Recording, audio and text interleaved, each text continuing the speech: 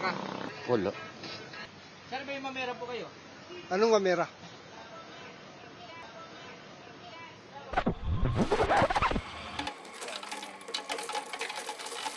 Kulang na ang mamera o 1 sentimo na nasa sirkulasyon ayon sa DTI.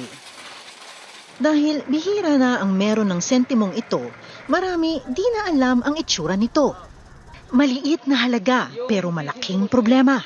Dahil ang supermarket operators hirap magsukli kung ang presyo may butal. Do we still lack coins for small bills and coins? Not just coins, even small bills. We do.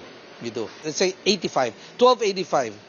May 15 sentimos ka mang panukli, 1 5 tsaka 1 gis, di ba? Pahirapan. Kaya ang DTI nagpahiwatig na kahit preno man sa taas presyo ng mga manufacturer, ang mga bilihin tataas pa din. Utos daw kasi ng Bangko Sentral, i-round off sa pinakamalapit na 25 ang tag price sa supermarket shelves.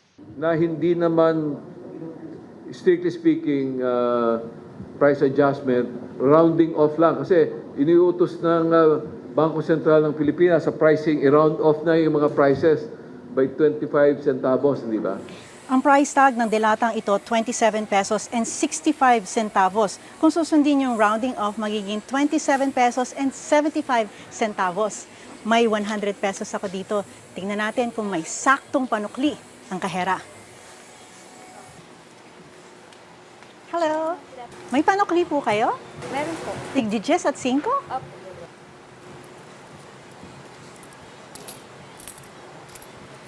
$72.35. May saktong bariyang panukli.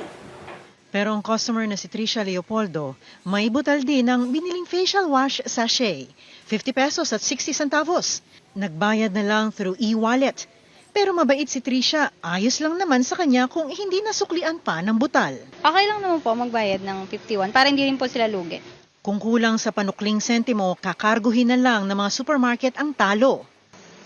There is no loss because when you average up, more or less pareho din. Sometimes you gain a few centavos. So you average. You average and it ends up hindi nagkakalayo. Mas madaling mag-let go ng barya kaysa mag-imbak sa alkansya.